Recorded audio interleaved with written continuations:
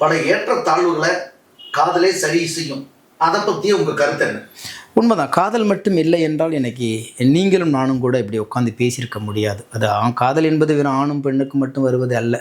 அதுதான் ஜாதியை களைந்திருக்கிறது, மதத்தை களைந்திருக்கிறது, எல்லைகளை உடைத்து எறிந்திருக்கிறது, ஏற்றத்தாழ்வுகளை தூக்கி எறிந்திருக்கிறது, இங்கே வேற்றுமைகளெல்லாம் கசக்கி எறிந்திருக்கிறது. காதல் உருவமில்லாத உணர்வாக இருந்தாலும் அதுதான் இந்த சமூகத்தில் மிகப்பெரிய மாற்றத்தை ஏற்படுத்தியிருக்கிறது.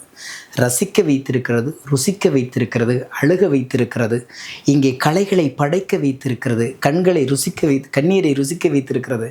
காதல் தான் இன்றைக்கு ஓரளவுக்கு இந்த சமூகம் சமமாக போய் கொண்டிருப்பது மாதிரி தெரிவதற்கு காரணமே காதல் தானே தவிர வேறொன்றும் இல்லை. எனவே காதல் இருக்கிற வரைக்கும் ஒரு மிகப்பெரிய நம்பிக்கை இருக்கிறது. என்றோ ஒரு நாள் எல்லோரும் ஒரே நேர்கோட்டில் பயணிப்போம், எல்லோருக்கும் எல்லாம் கிடைக்கும் என்ற நம்பிக்கையை காதல் தான் இன்று வரைக்கும் உயிரோடு அந்த நம்பிக்கையை வளர்த்து கொண்டே இருக்கிறது. எனவே காதல் மட்டும் இல்லை என்றால் மனிதர்களெல்லாம் மிருகமாகவே ஆகியிருப்போம். காதல் மட்டும் இல்லை என்றால் தனித்தனி கூடுகளாக பிரிந்து வாழ்ந்திருப்போம். காதல் மட்டும் இல்லை என்றால் கலைகள் வளர்ந்திருக்காது. காதல் மட்டும் இல்லை என்றால் கவிதைகள் பிறந்திருக்காது. காதல் மட்டும் இல்லை என்றால் நாகரிகம் கூட நடைபெற்றிருக்காது. காதல் தான் எல்லாத்திற்கும் ஆணிவேராக இருந்து கொண்டிருக்கிறது.